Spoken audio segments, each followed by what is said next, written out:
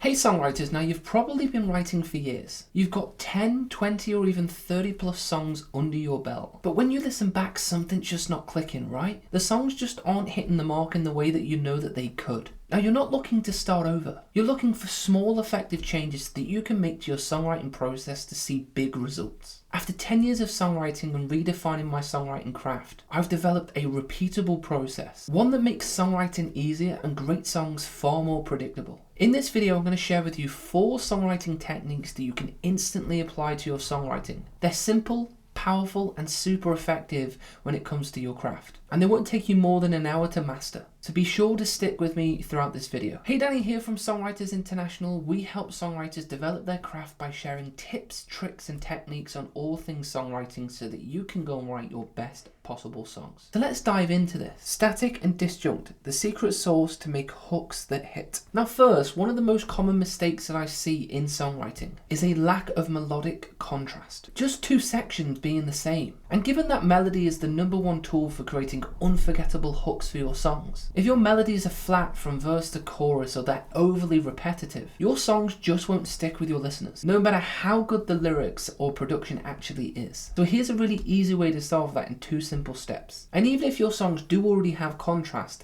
this is going to take it from good to great. Let's dive into static melodies first. These are typically melodies that stick on the same note for a duration of a song. And you'll find that these fall in the verses, simply because the verse is where the story sits. It's where you're going to introduce the individuals of the story to the listener. And you're not going to focus so much on the hooks and catchiness. So here's a quick example of a static melody. Remember, it's a melody that sits on the same note, so that's what we're going to mirror. 1, 2, 3, 4. Da dun da dun da da da. Dun da dun da dun da da da. Da dun da dun dun da da, yeah. Dun da dun da dun da dun da da. Now that's a very simple example. If you also think of songs like Benny King's Stand By Me, it hovers around 1 or 2 notes in the verses. That's designed to let the lyrics shine and then allows you to build super big into that chorus where it goes, so darling, darling. And why would you want to use a static melody? It allows you to create tension within your melody, especially if you're not moving it very much, to go somewhere very big for a chorus. And it also allows the upcoming melody movement in the chorus or a bridge to hit a lot harder. So now that we've dived through static, the other melody that we also can use is what we call disjunct melodies. Now a disjunct melody is a melody that moves a lot. In contrast to that of a static melody that sits around the same note, a disjunct melody moves between notes and doesn't sit on the same one for a duration of time. So here's an example. 1, 2, 3, 4. So hey, why do you just keep on loving now? Every time I know you know why. Every bum bum bum bum bum, I can feel the love you like you now. If you also think of that iconic song by Guns N' Roses, Sweet Child of Mine, on that section, whoa, whoa, sweet child of mine. The next section, whoa, oh, oh, oh. That melody does not sit on the same note, it is constantly moving. And the key reason you would use this melody is to simply escape the listener from that static storytelling melody in the verses and then allow them to go somewhere big and clear with contrast into a chorus. And this is a super simple way to create story versus hooks, entice your listeners in, and then keep them there for a duration of time. If you look at that song by Katy Perry, Raw, it is a great example to whereby they use static melodies in the verses and then take you into a big chorus. The verse melody, now a da dun da da da da da da da da dun da dun da da da a dun dun da da da, versus the chorus where it goes, you're gonna hear me roar louder, louder than a lion. Again, it's not sitting on the same note for the chorus, which makes it a disjunct melody. In the verses, we have the static melodies. And one of the most important questions you can quite literally ask yourself in that songwriting process is when you transition from chorus to verse or verse to chorus, is my melody sounding the same? And you just have to use the ears to identify whether that's happening. And as soon as you hear that happening, make sure you make the change and create the contrast. And songwriters, just a very quick heads up. I've opened up my calendar recently for a very limited time to book in a one-to-one songwriting strategy call with me personally. On the call, we'll deep dive into your songwriting goals, what's been blocking your songwriting process, and how to write with clear step-by-step processes, giving you the confidence to write great songs. So if that sounds like something you need, you can head to the description below and book in that call with me personally. Lyrics, the power of opposites. Here's a songwriting technique that's everywhere in songs, but almost nobody talks about it. It's something that I've started to call opposite of lyrics. And once you start to understand it, you'll see it in pretty much every song that you go to listen to. Let me show you what I mean. Hot, cold, up, down, happy, sad, love, hate. See the pattern? Now imagine building your song around opposites like that. It's a simple idea but incredibly powerful in practice. It creates contrast, emotional conflict and tension within the lyric, which of course are the key ingredients to every great song. Now here's some real world examples. Take a look at Hot and Cold by Katy Perry.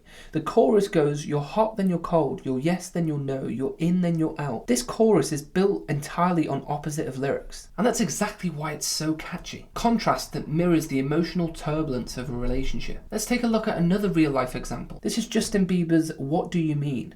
When you nod your head yes, but you want to say no. Again, it's confusion, it's contradiction, and it's opposites. And it's the whole point of the song, which is clearly written within the lyric. And this works so well because it simply creates tension within your lyrics. And they oftentimes mirror real emotions. And when writing a song, you can now start deliberately using that technique to increase the quality of your lyric. Technique number 3, the PPS strategy. This is one of the most transformative songwriting techniques you can use right now to take your songs from okay or good to absolutely great storytelling songs. Now, if you've ever had half-written songs that never got finished, or writer's block halfway through a verse, or songs that feel okay, but not like a storytelling masterpiece, your problem isn't necessarily the talent, it's the process in which you're using to write a song. And this is where we use the PPS strategy. This is a pre-writing method that changes everything. Now, what is the PPS system? It's planning, preparation, songwriting. Before you even write a lyric, craft a melody, or pick up any instrument to start playing a set of chords, there's one thing you must do with this method. Get crystal clear on the story you want to deliver to your listeners. That simply means, what is the core message you actually want the listener to take away from this song? What are we actually trying to capture for this song? How does it end? This method is all about starting with the end in mind. And then you can start building backwards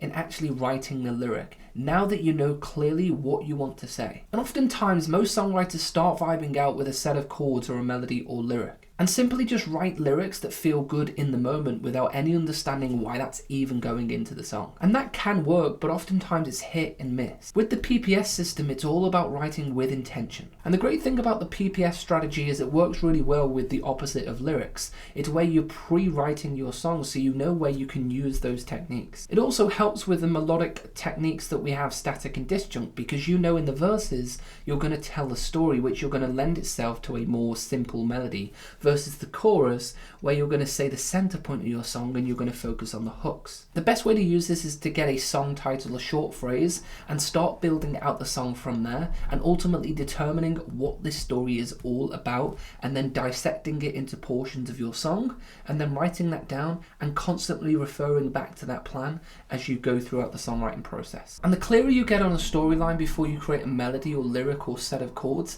the easier it'll be to actually go about saying it in your song. Technique number 4 is the chord progression hack. Borrow to break the cycle. Have you ever sat down with a guitar or on an instrument, you start playing away and suddenly then it just hits you? This feels just like the last song I wrote. We've all been there, right? Same vibe, same progression, same cycle. And now you're sat there wondering whether you're just playing the same song on repeat. And it's one of the most common songwriting ruts that we find ourselves in. Now, I've been there on guitar where I've gone to the same chord progressions, the Gs and the Ds and the A minors and the Cs and the F. And we oftentimes as songwriters go to the process that we feel most comfortable in. But oftentimes it's not comfort that is our friend when it comes to writing great songs. It's breaking the cycle and getting uncomfortable and trying something new that's going to lend ourselves to finding a better, greater song at the end. So how can we actually fix this simply? Borrow chord progressions from songs you love. Seriously, go ahead, listen to some of your favourite songs, identify what the chord progression is, and go and use that same progression as the foundation of your next song. Now this might sound too simple to work, but the truth is, it's one of the easiest ways to shake up your creativity without having to try and invent the wheel every single time you write a song. Especially if chord progressions are not your strong point in putting together music, this will allow you to go and create something new with the foundations of an already great song. And most people think that finding chord progressions is simply just about finding something that sounds different. But it's actually far deeper than that. It's about creating an emotional energy that you might find through a new set of chords. Are you going minor, which lends itself to maybe a bit more of an emotional song, versus a major driven song, which is more likely to be happier? And also you're using the structure of an already existing great song that you can use that as a setting stone to build something great from. And when you're not working so hard to identify a set of chords, you can then focus your creativity elsewhere. You perhaps come up with different melodies because you're using entirely different chord progressions. Lyrically, you start thinking of different ideas. And if there's a song out there that you really like right now, you simply just go onto the internet and type in that song, whatever the song title is, and then type in chords, and you'll be able to find the progression from anywhere that is online. Or also, chord progression videos will be located here on YouTube if you just type in the song, the artist, and chords. And remember, you're not actually stealing the song, you're borrowing the chord progression and structure to allow you to push yourself forwards and perhaps break out of those creative habits that you find yourself going to when it comes to music. Once you start to create your own melodies and change the tempo and melodic phrasing, and the instrumentation and the lyrics, the song starts to become something completely new. And you're simply just then starting from a solid, inspiring place rather than staring at a blank page or a set of chords that you feel you're constantly using from song to song. And if you implement all of those together, your songs will instantly become catchier, lyrically storytelling, and incredibly different to the songs that you've written previously. Now, if you want to see how I put all of those steps into practice